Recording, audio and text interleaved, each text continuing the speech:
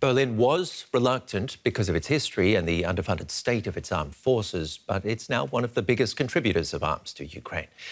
But not everything's been promised or has been delivered that's been promised.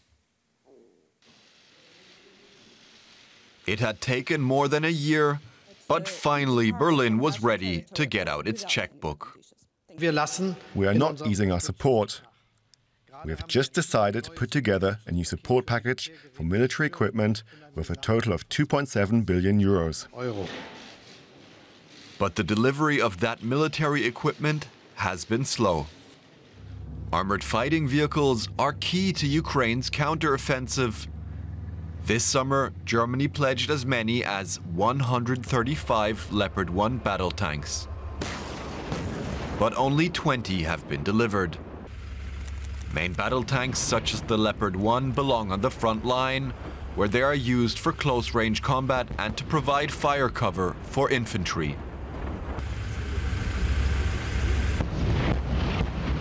The model was first produced in the 1960s and has been retired in Germany, but still has an edge on some of the Soviet-era tanks used on the Russian side. Last month, Berlin delivered 18 newer Leopard 2 tanks, which have significantly better protection, maneuverability and firepower. Germany has also delivered 40 Marders.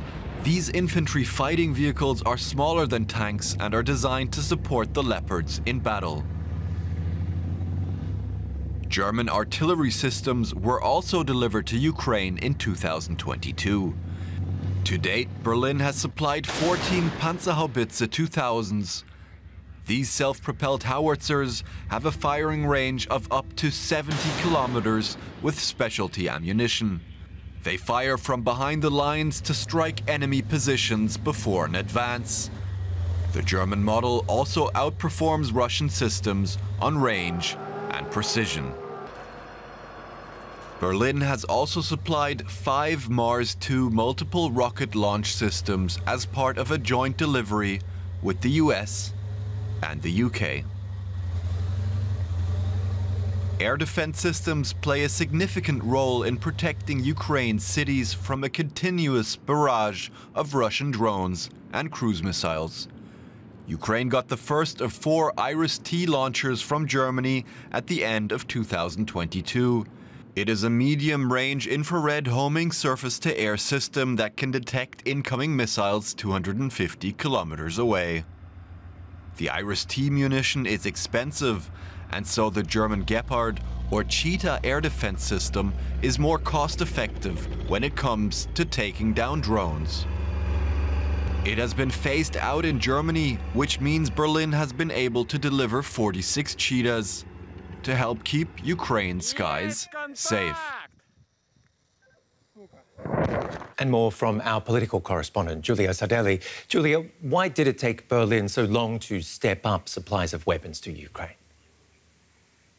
Well, there are definitely different factors. And, when we look at how it started off, this was before Russia actively invaded Ukraine, but tensions were already building up with troops amassed at the border. And that's when Germany promised to deliver 5,000 military helmets to Ukraine. And that was seen as a big embarrassment in Ukraine, but also by many in Germany. And a lot of it had to do with the fact that Germany had a policy in place, and it still has for other situations, where it does not deliver any weapons to countries that are directly involved in a conflict. And this has been a very strong principle in Germany for a long time. And so it took quite a while for the German government to convince itself that in the case of Ukraine, it was important to deliver weapons to the country despite the conflict, because Ukraine was being attacked and it had a significant need for weapons to defend itself. And it was also important for Chancellor Olaf Scholz. He was very slow and hesitant in the beginning, because it was important for him not to actively provoke Putin and cause Putin to escalate outside of Ukraine, and to see Germany as directly being involved as a war party in the conflict and to escalate against NATO countries, including Germany. Well, seen as important by Scholz, but from helmets to tanks, what's changed? How has Germany managed to jump over its own shadow? we've seen a lot of pressure coming internationally for Germany to deliver more weapons, to become more involved. And the pressure came from Germany's allies, for example, from the US and other countries in the EU, but also from Ukraine itself. At all levels of the political sphere, we saw President Zelensky of Ukraine really pushing for Germany to do more, but also Ukraine's ambassadors here in Berlin really pushing hard on German television and in all possible ways to push Germany to do more. But we've also seen that it became important for the government here and for the Chancellor especially to coordinate and go ahead and provide a concerted effort to deliver weapons to Ukraine, to act in coordination with its allies. For example, the US. There were times when Germany agreed to deliver, for example, tanks, when the US also agreed to do the same. So it took some time to come to these agreements with other countries. But it also was a question of getting the weapons prepared. Many were not ready for the battlefield, and it really took time to refurbish a lot of the weapons. And that's why the process kick-started a little slowly. I look back there with DW political correspondent Julia Saudelli. Severin Plyer is a research fellow at the Chair of Political Science and Strategic Theory at the Helmut Schmidt University of the German Armed Forces. How important are German military supplies for Ukraine? Well, it's basically a turning point at the moment where we're seeing that the Soviet-era equipment is running out, it's wearing out, and needs to be replaced urgently by Western-made models and vehicles.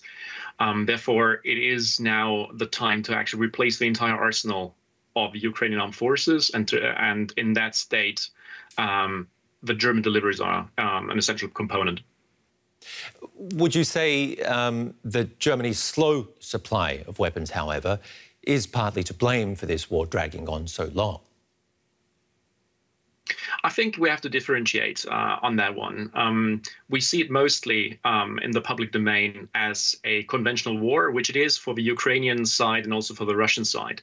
However, for NATO and Germany in particular, it has a different component. It has a nuclear component, which Russia has raised since the beginning of the war. So therefore, we are in a state where we need to indirectly negotiate what sort of weapon deliveries are actually acceptable to the other side without us being dragged into a conflict or a direct confrontation. And this is something I think the current government has tried to do. And also, on top of that, also the US government has tried to do. So therefore, while Germany has been very reluctant on certain weapon systems, it has also delivered quite a huge amount.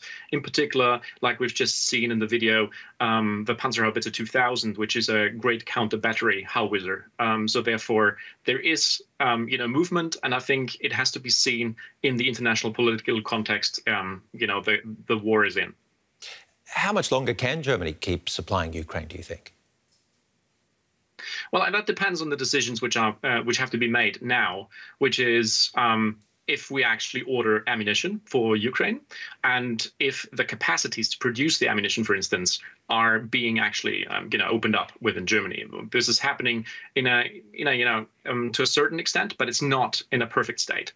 So therefore, there you can see that some people are dragging their feet, but I think it needs to be seen in the context on how long we think the war will actually go.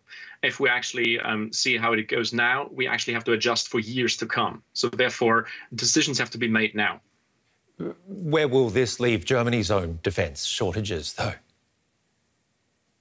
Well, that's the big question, because we're giving ammunition and vehicles and also other sorts to the Ukrainian armed forces, which leaves us in a dangerous situation. In particular, if we think about a potential conflict in which Taiwan, for example, is confronted by the Chinese, and the US actually has to shift their attention from Europe to the Taiwanese conflict, we would actually face or be left with actually what we have now. So therefore, we have an urgent need to rearm and also deliver weapons to Ukraine.